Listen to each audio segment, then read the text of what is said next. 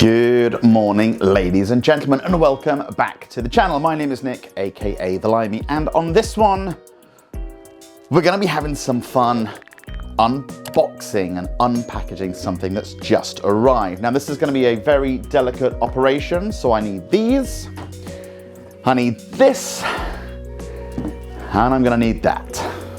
Right, let's unbox. So this has just arrived by a courier. Now this is something I've been waiting for quite a while for some projects that I'm looking to do here in my home workshop. Now this is going to be projects for me, this is going to be projects that hopefully I can actually sell commercially and generate some income.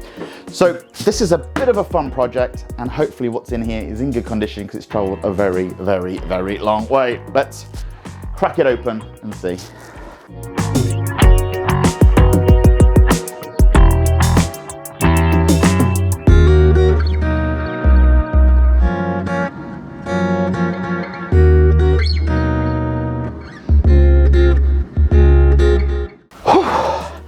Right, so I've managed to get it unboxed. Now, what is this that was in the box? And the answer is, this is a 50-watt CO2 laser cutter and engraver. So, let's give you guys a quick tour.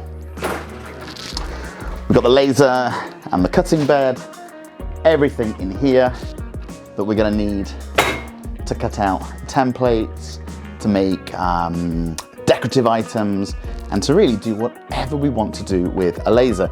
Now, it is a lot bigger than I was expecting.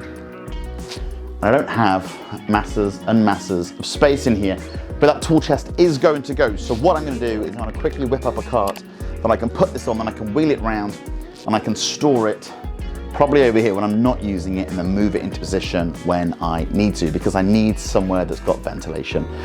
So I guess, step one, whip up a cart. Let's do it. Well guys, I spent most of yesterday building a cart, and here we are. And I've got to say, she's a beauty. So I've got the cart mostly on wheels, or completely on wheels. And that way we can move it anywhere it needs to go. Oh, to put it in any position. Also, I can get behind this to set it up without too many problems. Now, down at the bottom shelf, we have splurged, and we've got the industrial water chiller. Now, normally with one of these lasers, they give you a little goldfish pond pump, and you just stick some water in there, some distilled water, and it runs through. I wanted this to be completely self-contained, so I've got a cart that's got a laser on it, and I can move it around wherever I want it to. So we did go for the chiller, and this is a bit of a beast. It's a bit bigger than I was expecting. This is a 50-watt CO2 laser, and we're going to get ready and set this bad boy up. Right, let's go. So on the back side of the laser, we've got all of the gubbins, and most importantly, you've got the laser itself. So from what I understand, this is the same as a 40-watt laser. It just gives you a bigger bed and more space. So we've also got all of the gubbins for the fan and the water cooling. So I think that's the first thing I'm going to set up. So down here, I've got to run the pipes from the water cooler into the K50, make sure that that works. Let's do that bit. So before we go ahead and we install the water cooler and hook up the fan vent and everything that we need to actually turn this on, I thought I'd go through what comes with the K50 in the box. So the first thing we get is, I'm going to say instructions. Instructions, perfect. Apparently these are not worth anything, but you never know. We might need some help at some point. We get a set of Allen keys. We get some, I think this is the heat paste, toothpaste. That's sealing paste, I believe. We get a power cable, which is very important, so we need that. We get an Ethernet cable, Cat 5 cable, electrical tape, a big to go on there. Even comes with a screwdriver, very colourful. Not that we can keep that because I've got no space on my screwdriver thing. We've got a USB to USB cable. We've got a ground wire, the bit we need.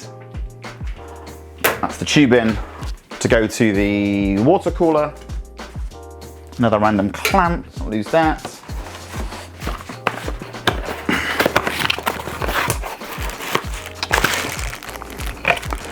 We have what I'm assuming is what would be the aquarium pump that we don't need because we have the water chiller, so we're not going to use that. Now I know in the UK the temperatures here don't really fluctuate between summer and winter, and inside the garage here it's probably going to stay quite constant, but like I said, I wanted this to be one completely contained unit. Having the water chiller built into the trolley that we've built meant I haven't got just a big, 20-litre Rubbermaid tub or something with some holes stuck in it. The dog can have a drink out of, the kids can play or turn it purple or something strange like that. So that's why, one of the reasons I went with the chiller. And the other thing that we get is an air pump as well. So this does come with air assist. Now again, I don't think I'm going to use this. I'm going to try and use a different thing to use the air assist so I don't have to run this separately. Okay, now we've got the bit we needed. Let's install and get that working.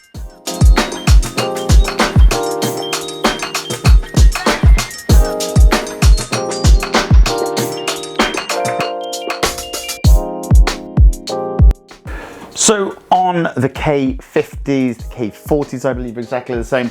They do come with dedicated plugs. So there's a plug for the air pump, there's a plug for the water pump. I'm not going to use them purely because I've not seen or heard such great things about them. You've got all your switches here for everything to turn on and off, and that powers, I believe, those switches. So what I'm going to do is I'm going to run these into a separate extension that I'm going to pop right here, and that way I've got a bit more control over everything.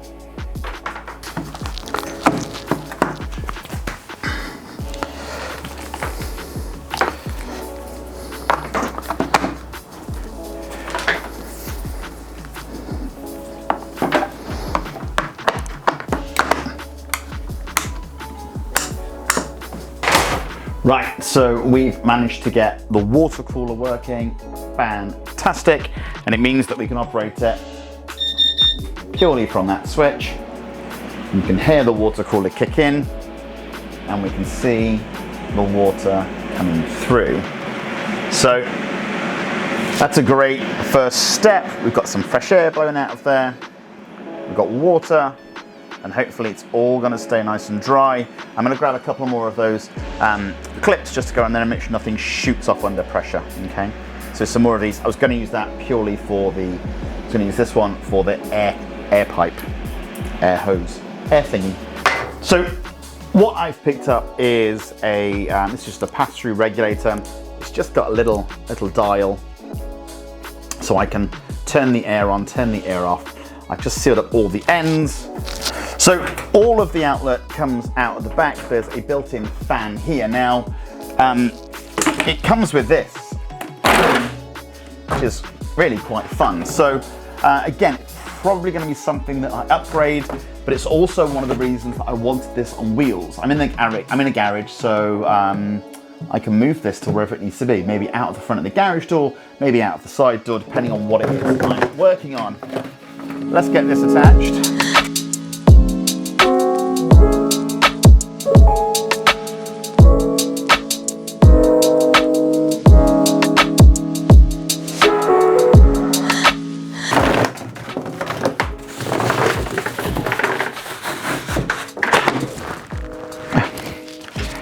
So I guess we'll be replacing this one quicker than we imagined.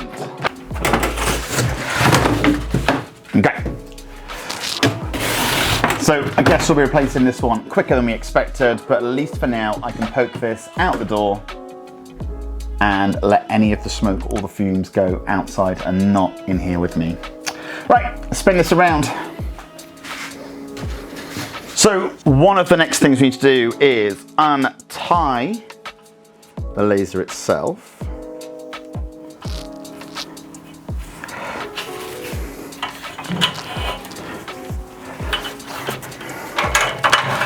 There we go.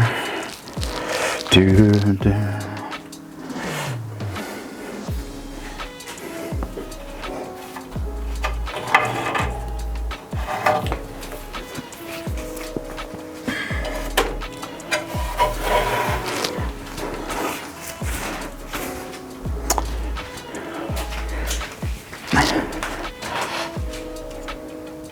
And then what we can do is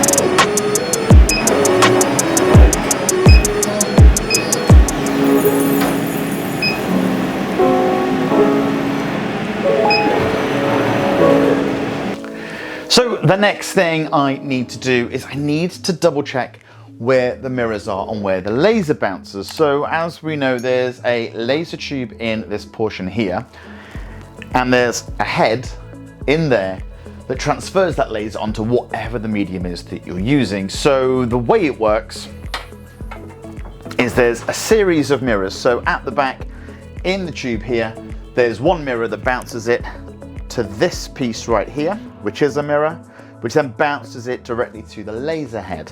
That's the other mirror. So I need to make sure that all three of them are aligned, and that's where the humble masking tape comes in. So let's see if we can make this work.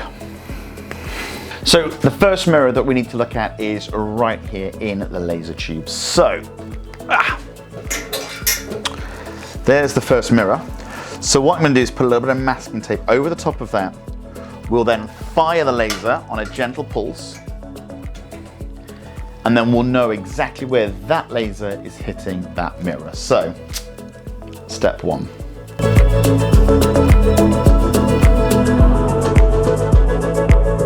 So that was the first laser all tuned, and I think it's pretty much where it needs to be. Now, the second mirror is just over here. So again, I've attached some tape to it, and let's fire that and see what happens.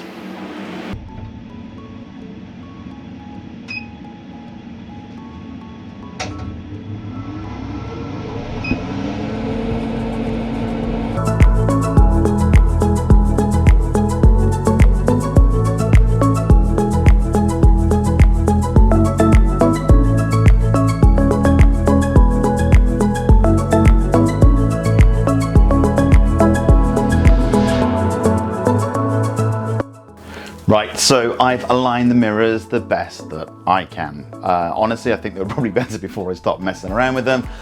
But that's generally the technique that you need to do to get the mirrors in the right place and make sure that they're hitting as center as they can. I'm guessing, because I'm a novice with this, I'm probably gonna end up changing the mirrors quite quickly. So when that happens, I'll go through that whole rigmarole again. I'm gonna be honest, this is a tinkerer's dream. Like, there's literally nothing more satisfying than being able to twist things, turn things, move things around and play with things. And this machine really is that tinkerer's dream. Okay, so we've got the air assist working. I managed to get this working yesterday. A little bit of tape on the, there we go. A little bit of tape on the dial, and that now gives me a bit of air assist. And that'll blow through nicely and just clear away the smoke and make it all work. We've got the water chiller all working and everything seems to be going fine. We've aligned the mirrors. Now the only thing left to do really is try and cut a project. I've downloaded Lightburn. They do a 30-day free trial on this program, and I'm going to try and run a template program for some coasters that I want to engrave. So I've got a piece of, I think it's just 3mm ply in the bed. I'm going to turn the air assist on, plug the laptop in, I'll put you guys over the top so you can see, and we'll give it a go. That's the only thing I can do. Let's do that.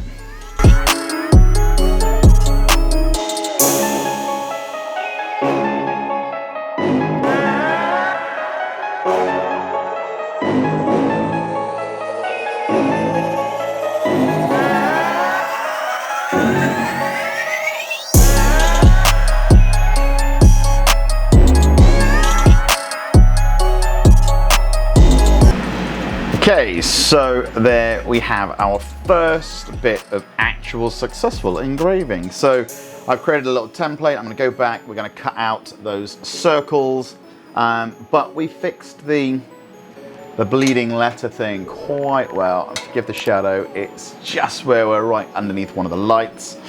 But that is my first foray into engraving.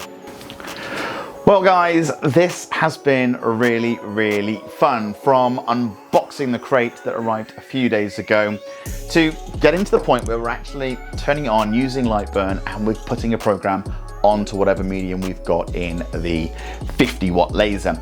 Over the next few weeks, I'm going to try out various different things. I'll bring you guys along, that's for sure. But for now, if you enjoyed the video, give me a huge thumbs up. Leave a comment on what you want to know about these things, how they work, what I intend to do with it. Leave a comment about it. I'll try and answer everyone I can. Again guys, leave me a huge thumbs up, subscribe to the channel, it really does help, and thanks again for watching. My name's Nick, aka The Limey, and this is Things I've Learned on YouTube. Get it, comma and a comma, gotta get it.